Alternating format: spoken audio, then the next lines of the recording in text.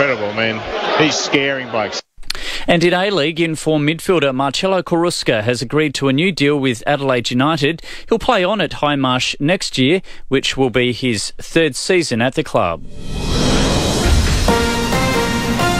Now the 5AA forecast. A morning shower or two today, a top of 22. Friday, partly cloudy 24. Warmer on Saturday, 28. Then fine and sunny for Sunday, Monday and Tuesday with temps of 30 and 31. More news as it happens on 5AA. Call 5AA now to Talk Adelaide. 8223 0000. This is Peter Godfrey. It's been a very cool night tonight. 11 degrees at the moment. Everyone's getting rugged up. Hard to believe it's February. It doesn't usually feel like this in February. Let's head across the ditch, across to New Zealand. Selwyn Manning joins us from livenews.co.nz. Selwyn, good morning. Yeah, good morning, Peter. How's your side of the ditch this morning? It's not too bad. It sounds like our temperature's going to be above yours for a change. Oh, there we go. Yeah, we've got a warm... Yeah, it looks like Auckland's heading toward 27 degrees Celsius high, and we're currently sitting around 20 degrees, I think. Nice. And what time you got there? Be 7:30 or something, your time? Yeah, just after. So, yeah, sun's just up and the day looking good. It's looking pretty good. Yeah, it looks like it'll be a nice one. A little bit of cloud around and nice blue skies around it as well. Fantastic. All right, a couple of news stories from your part of the world. Well, one that, sort of ours as well. We've had it in our news overnight as well. A New Zealand woman, although she's lived in Sydney for some time, arrested in Bali on drugs charges. What else can you tell us? Yeah, so just to expand on a few of those things, she's been arrested in Bali. It sounds like there was a police raid on a villa where she was. She has been found allegedly to be carrying marijuana, also methamphetamine. And also news reports over here, Peter, this morning are suggesting that also ecstasy and MDMA was also found in her possession, allegedly, obviously. Yeah. So the Ministry of Foreign Affairs, they told media last night that the consul was visiting the New Zealander. That our base is over in Jakarta, in the capital city of Indonesia, but apparently have visited. The embassy's role, they stressed, was to monitor the New Zealanders' welfare and ensure that they have some rights as other detainees in Indonesia. So it's a pretty innocuous kind of statement from Ministry of Foreign Affairs over this side, Peter. But we also know that her name, I think, was on your news as well, is Leeza Ormsby. She's 37 years old, and like you said, Peter, she's lived in Sydney for quite some years. She's also known as Leeza Morrison, and she originally came from Wellington over here in New Zealand, so that's why the New Zealand authorities are in touch with their Indonesian counterparts. All right, and the amount of drugs she's got, I guess the methamphetamine that was the larger quantity, the 159 grams. So she would, if found guilty, there'd be a fairly stiff sentence with that, I would imagine.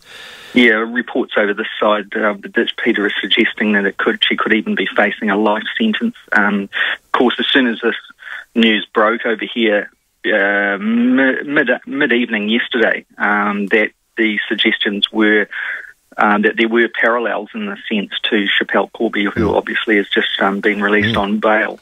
But clearly it sends us all signs about the dangers of any type of association with drugs or the drug world when we're travelling in Southeast Asia. Just like, you people over in Australia, the warning signs are all over. So this is a big warning for everyone else as well. Absolutely.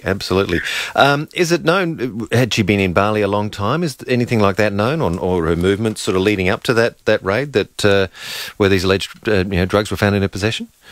Do not know the answer to that. Do know that where the police raid took place was in the Denpasar suburb of Dalung. So for those who are familiar with Bali may pick up my pronunciation of that not being too flash, and also know where that area is. But as far as how long she's been in Bali, how long she had planned to stay, we do not know the details of that. All right. And with, as you said, some parallels being drawn between this and the Chappelle Corby case. I mean, that was here at the time of Corby's arrest, and since, and particularly in recent weeks too, with her release.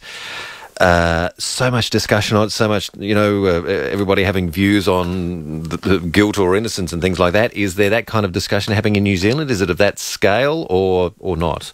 Yes, it is, Peter. I mean, with Schapelle Corby, we've followed that, same as what you people have as well.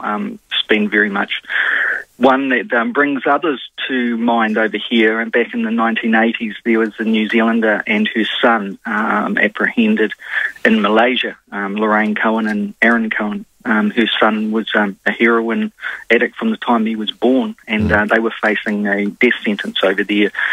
New Zealand authorities, with the help of a local lawyer, were able to have them eventually released and back in New Zealand custody and then released back into New Zealand society.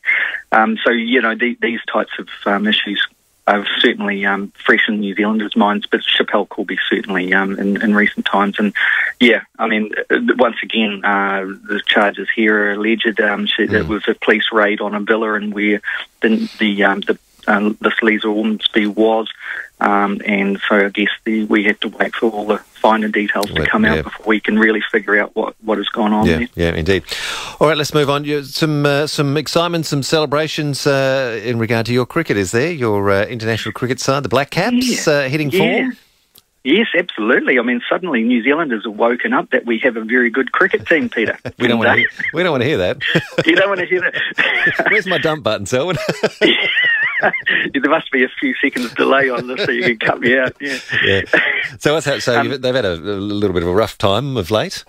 Yeah, well, in the last 5 to 6 years, New Zealand cricket has been going through what they say is a transition period. And it's been fickle at times, and its form has been up and down. But certainly over the summer, it's hit its true form.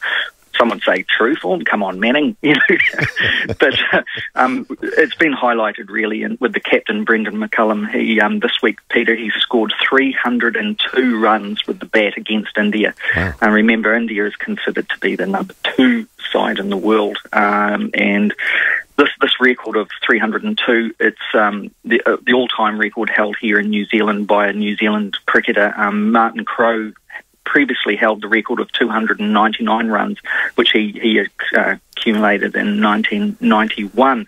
But Brendan McCullum's his performance in the second innings of the last test in Wellington this week was, cricketers and everybody are just saying it was just a dream to watch. He was in control of it. 302. What more can you say? For those who know cricket, Peter, that is a pretty amazing kind of score to get.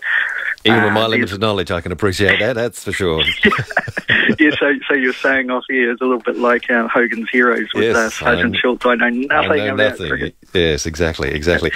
And there's also some young comers into the team as well. Jimmy Neesham, it was his first test, Peter.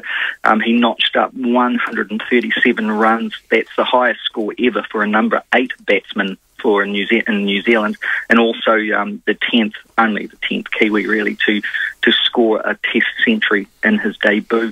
So there's some records really fell in this last one. New Zealand, for those who are wondering how they performed in the series, they won the series. The test this week was a draw, so that put the Kiwis 1-0 up. And they also came out of a series of playing the West Indies and beat the West Indies both one days as well. Wow. So it's a pretty good summer for them. Yeah, and off what's next for 2020 tournament, World 2020 tournament in March?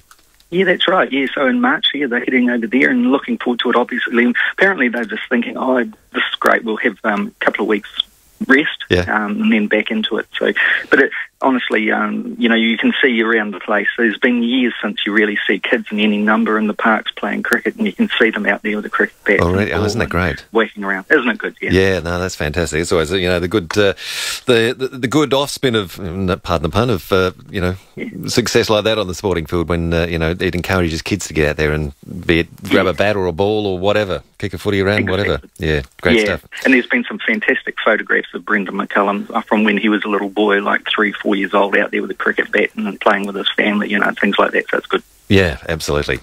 All right, Selwyn, many thanks for joining us on the program. You have yourself a great week, and we'll talk to you again next week. Okay, Peter. Thanks, Selwyn. Bye-bye. Yeah. Selwyn Manning in New Zealand. And for more news from across the ditch, head to livenews.co.nz. It's 5:17 now. Leon Biner. Let's talk with Electricity Week's Laurel Fox Allen. Supermarkets, businesses, butcher shops all pay massive prices for electricity. Yes, they must go get solar. Yeah. That's the thing